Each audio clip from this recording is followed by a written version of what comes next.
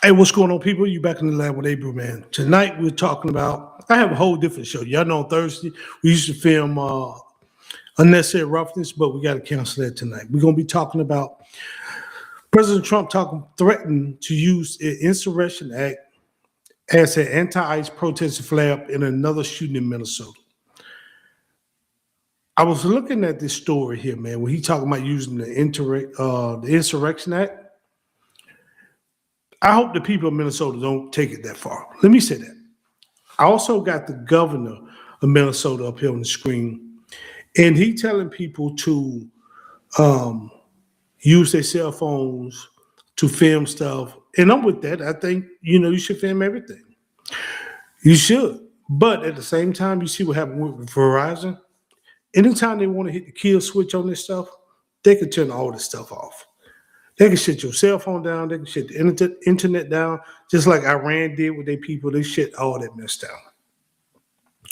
But I want to talk about this possible Insurrection Act because it started with this second shooting where the ICE agent was struck in the head with a shovel, they say, or struck with the shovel, and he shot an illegal in the foot. This is my thing here. Because I see look like a lot of agitators out there. Just like I'm gonna show a video with the CNN reporter was talking about how they was just gathering together a small protest outside of the federal building, and it was peaceful. But then somebody threw a bottle at the agents. And then the agent in turn fired a canister of tear gas. So what I'm seeing and hearing from a lot of this, I don't know anybody in Minnesota. I don't have anybody. I got some ex-soldiers who live in Minnesota now, and they telling me some stuff on the side, much as they could get out there, but they said they're staying far away from this particular protest. So I'm like, if the agitators is throwing stuff, hurling stuff at the ICE officers, of course, the ICE officers going to be more aggressive toward the crowds. They're not looking at who did what or who threw something at them. They're looking at a crowd as a whole and how can we contain it. And so as a veteran, I'm looking at it. Minnesota, you all do not want President Trump to use the Insurrection Act. Just like he was threatening to use it and involve the National Guards and was threatening to bring in the Marines in California. You all don't want that. Let me say that. A few agitators will cause a major problem up there in Minnesota. And I truly think your local government, your governors and your mayors are your problems. Let's listen to what Tim Walsh said. It's only about 28 seconds long, but let's hear what he got to say. Help us establish a record of exactly what's happening in our communities. You have an absolute right to peacefully film ICE agents as they conduct these activities. So carry your phone with you at all times. And if you see these ICE agents in your neighborhood, take out that phone and hit record. Help us create a database of the atrocities against Minnesotans, not just to establish a record for posterity, but to bank evidence for future prosecution. He's absolutely right. You can film a federal agent, a local agent, anybody. You can film pretty much anything in public. You know what I mean? As far as your eye can see, except I think federal buildings and military sites and stuff like that, you can't film them. And so he's right. Yes, you can film them. And I'm sure some ICE agents doing the wrong thing too. Let me just say that. But at the same time, what I am saying about your local government is that your local government should be saying, hey people, let's scale this thing back. Let's allow ICE to do their job in a peaceful manner. Let's supervise them, but let's allow them to do their job in a peaceful manner. And then if they get out of hand, then we can send that up to your local government or whatever you do. But there's no way in hell Tim Walsh and his local government will prosecute any ICE agent. It won't happen. First of all, federal government just gave them full immunity. So even if the local government tried to prosecute them, it's just going to pardon them or whatever the president would do. Nothing would happen. So that's why I'm telling them the best thing they can do is stay out of the way or do it peacefully.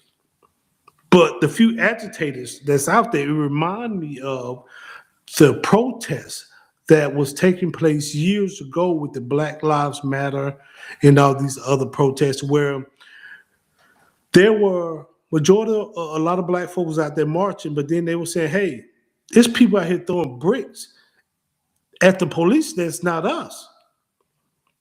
And so the black folk knew that the police is always going to be like, well, let's go after them because that's where the brick coming from. So they started getting a hold of the agitators who was throwing bricks at the officers and stopping it themselves. And that's what I'm telling people. If you see somebody out there hurling any projectile at the ICE officer or at any federal officer, if Trump hopefully don't send the National Guard or the military up to Minnesota. Man, if you see somebody throwing something, man, you need to address that with that person quick. You need to put hands on them or something, because what you finna do is bring the attention to yourselves, to that crowd. So, and I'm telling you, that's one thing y'all don't want is the Insurrection Act, because I'm telling you, it bypasses your government and your local authorities. When Trump become pretty much, he takes over Minnesota. He's sending the National Guard, the Marines, the United States Army, whatever you want to send up there. He deploying them on the streets of Minnesota. Pretty much he bringing martial law to Minnesota. And you see, and you know, the National Guard, I always gave the National, as an ex-soldier, we used to get the National, they're soldiers too, don't get it wrong, but we used to call them weekend warriors. But now, after the National Guardsmen and women that got shot and killed in D.C., those guys going to be more on alert. They're training harder. They're going to be more aggressive toward the crowd now, because they just say weekend war. They finna become full-fledged soldiers in the mix of the heat. They went from working a 9 to 5 one day to pretty much in civil unrest on these streets the next day. So you don't want that, man. Y'all don't want that. And then it weakens the checks and balances. There's nobody who's going to be looking to correct anything. You know what I mean? There's nobody going to be like, oh, he couldn't have done that. He shouldn't have did that. He shouldn't have did that. And one thing about a soldier, man, they're not like your local police officers. They're not. As a soldier, when I got orders, my job was to execute those orders. When I signed my name on that line, that dotted line back in the day, 30 years ago, I was to serve, I became a GI, government issue, to protect the Constitution against foreign and domestic terrorists.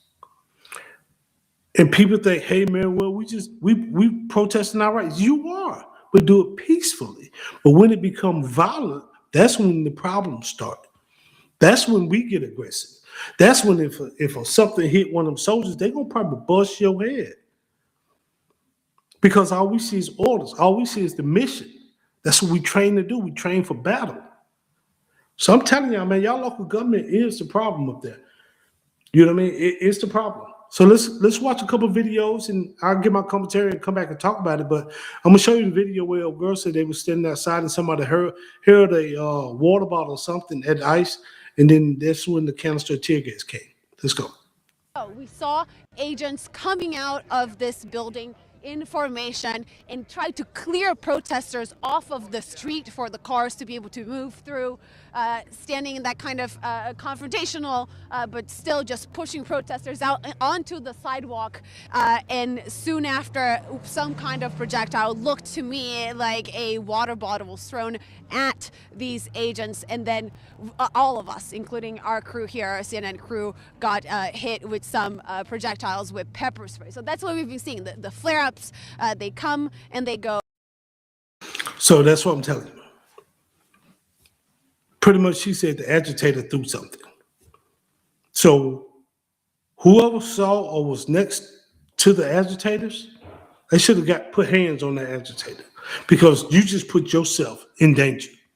You did, you know what I mean? Because now as a soldier or officer, I'm coming directly at the crowd, and I'm not looking at Joe Blow, or I'm not looking at Sheila or Mary or Rob. I'm looking at the crowd, and I'm looking at all of you guys as a threat.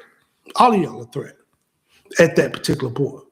So, and I understand there's a lot of tension up there. I understand from last week where, what's her name, Renee, Nicole Good,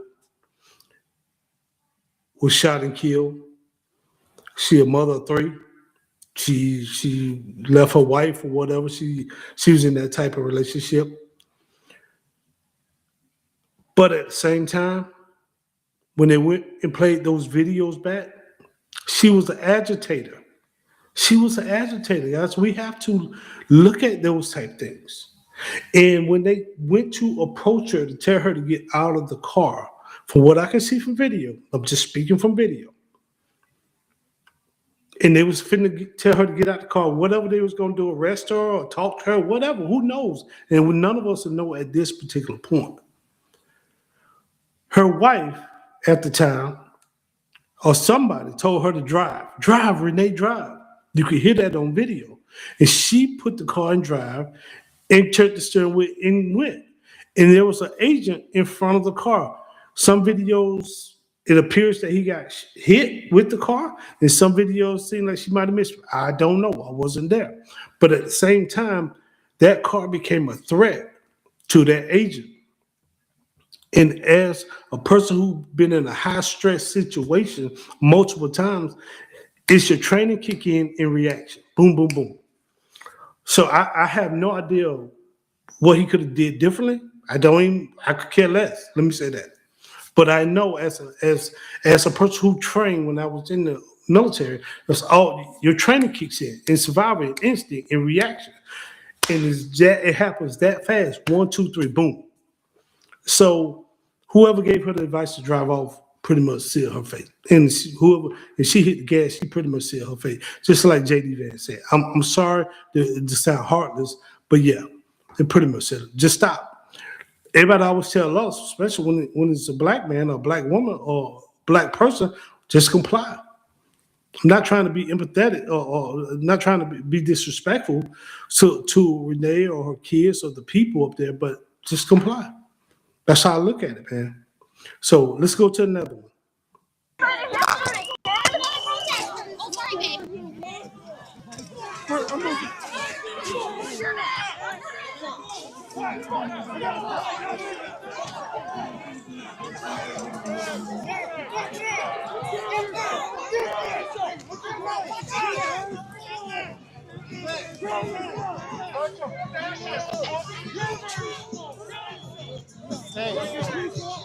Peaceful look.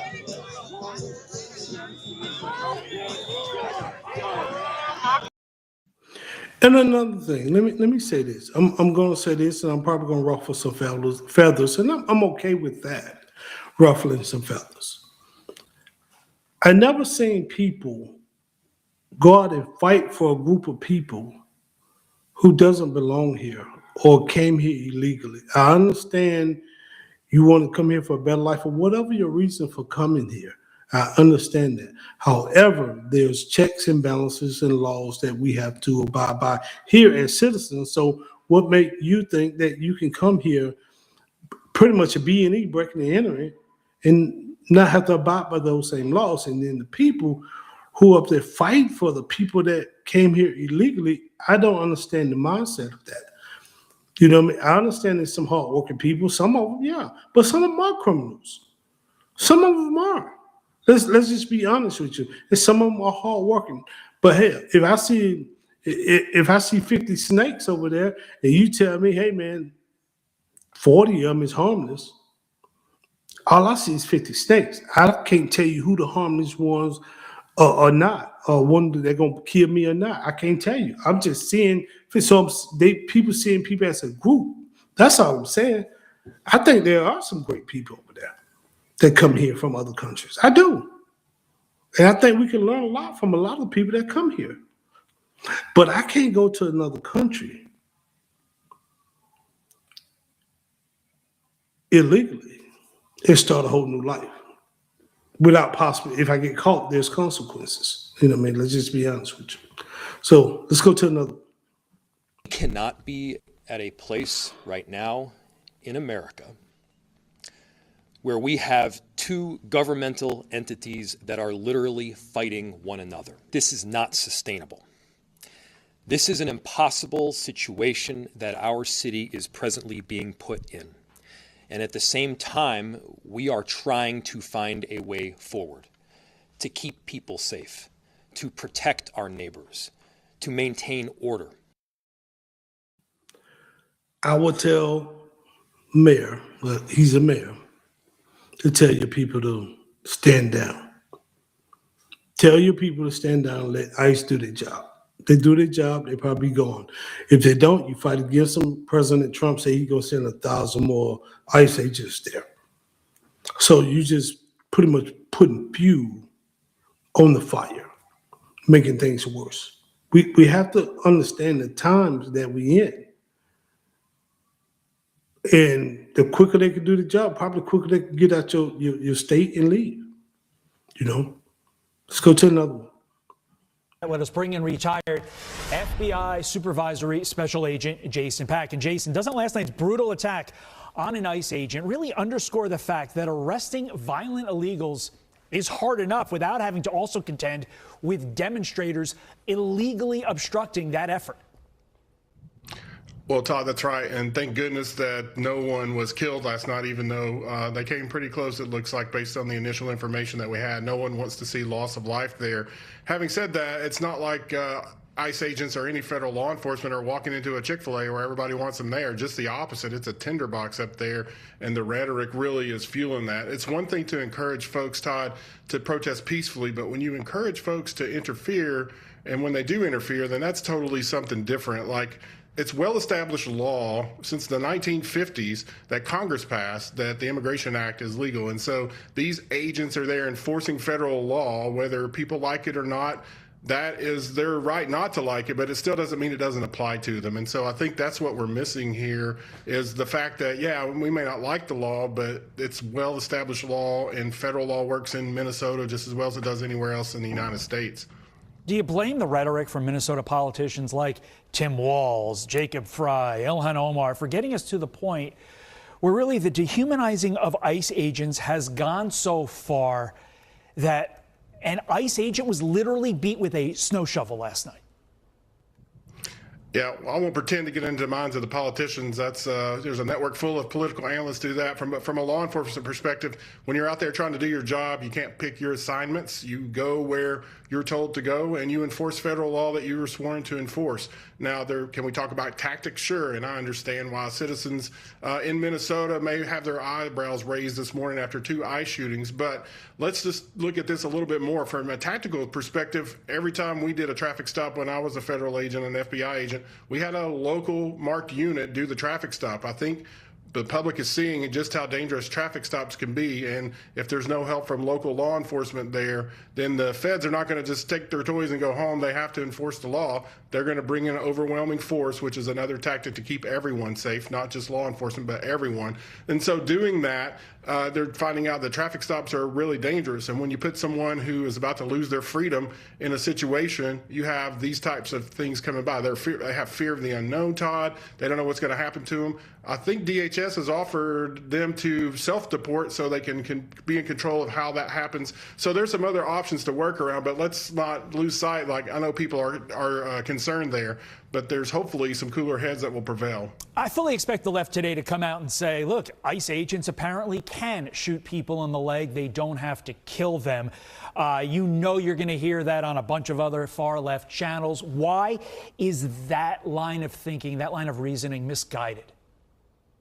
Well, you don't shoot to stop, you shoot to eliminate a threat. And that was a deadly force situation based on the facts that we have that have come out over the past few hours there. A shovel is a deadly weapon. It's way more clear cut than maybe the one earlier in the week where you could talk about tactics. Again, maybe even if the shootings are legal, they sometimes may not build public trust, but they are there to keep agents and officers safe and the community safe. So again, like these traffic stops, usually the gold standard is marked unit to do that. These communities decide maybe they don't want to. That's their right. They elected the folks there to represent them. But this is one of the consequences of not doing it as safely as possible, in my view. Jason Pack, as always, really important insight from the law enforcement perspective. We appreciate you getting up with us. Thank you, sir. Thanks, Tom.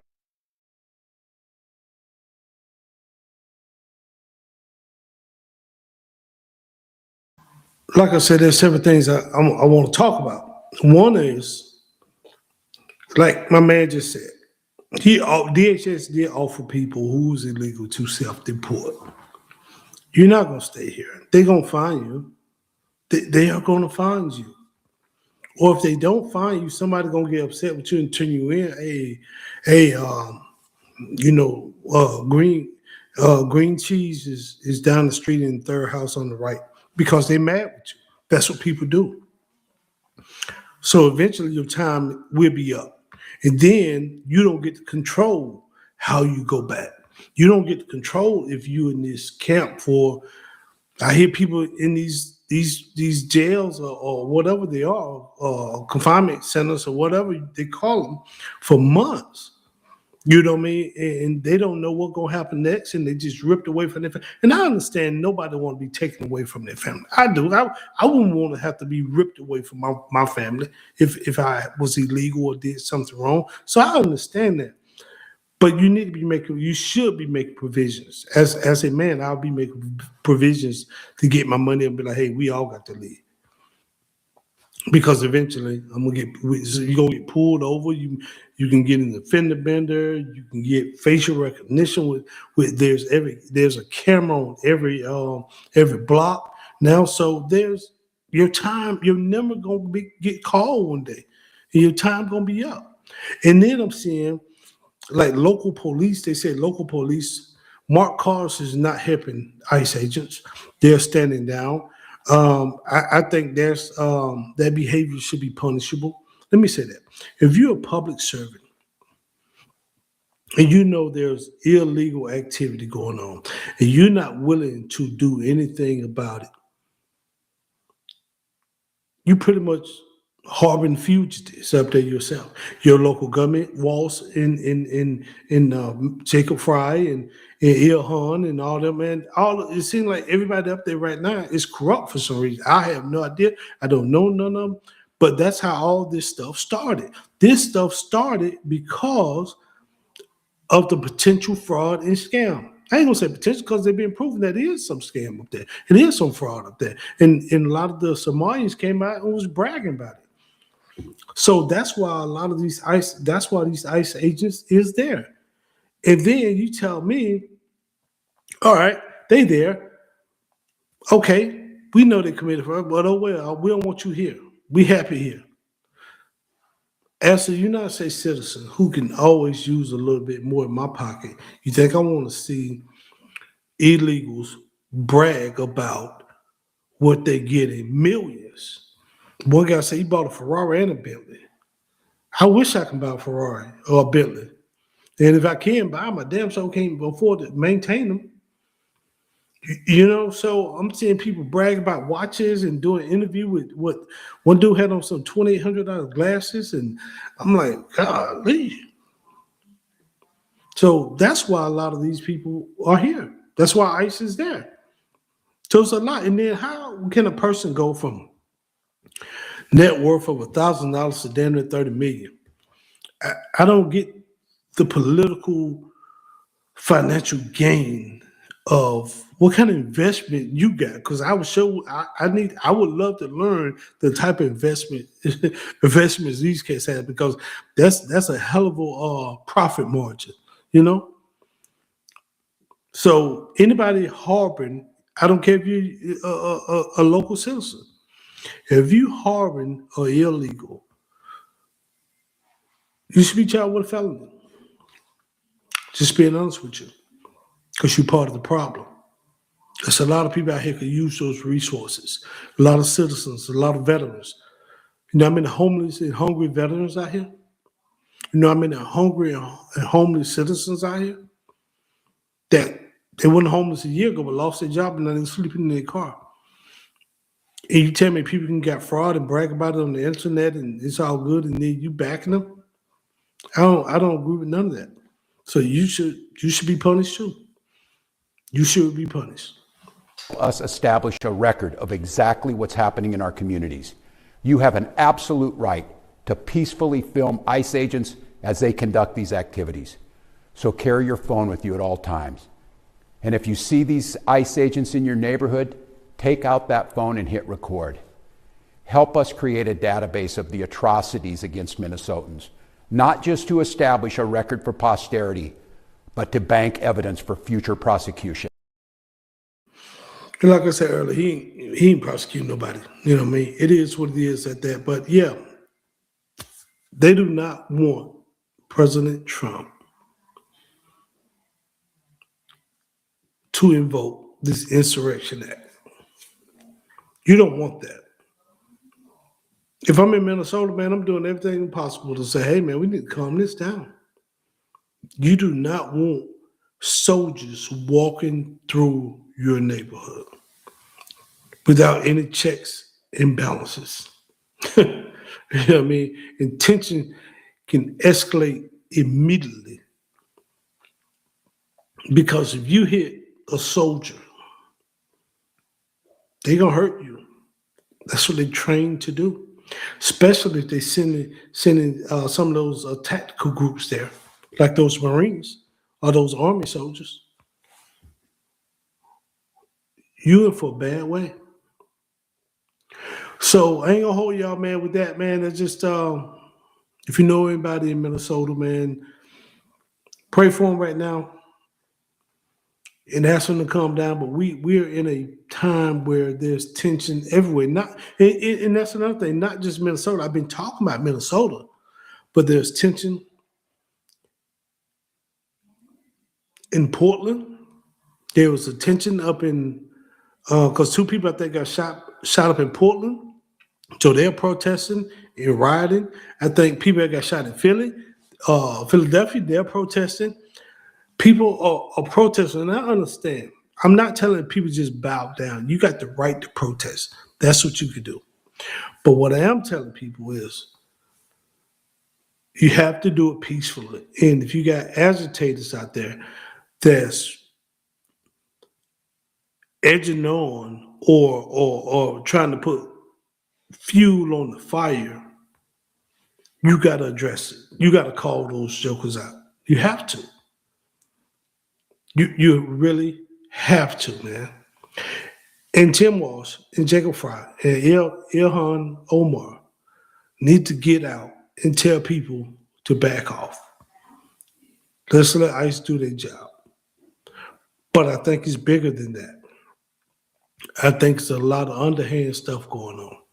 That's why Tim Walsh, who's a former vice president candidate, is resigning. He said he's not running a second term. And I'm probably gonna find so much ish when the next governor get in office. So I won't be shocked if they start bringing charges on a lot of people. I wouldn't be shocked. Because what's going on up there, they talking about this like 8 to 10 billion in fraud. People got rich, not rich, but rich, but super rich in there. It's a lot of people lining their pockets. And that amount of fraud and scamming that was going on, you had to have people in place that knew the system, that was experienced with the system, and knew how to get by the system and sign off stuff to act like they didn't see. It's so many hands probably was in that pot. You ain't finna get that much fraud, that much money. How is a daycare getting $4 or $5 million, not $3 to $5 million from the government? What kind of mess is that? I know several daycares. I know some people own daycares, and they get government refunds and government grants, but not at that level. So I'm like, how in the hell they got that type of wealth, that money like that? And then they said they were sending millions of dollars being shipped through the airport. So it's a lot of stuff going on, man. And so I just pray that it does get cleaned up. I pray that everybody come together. I pray that your local politicians calm this wreck down. And I pray that Trump don't have to invoke the Insurrection Act. With that said, man, I'm Abel.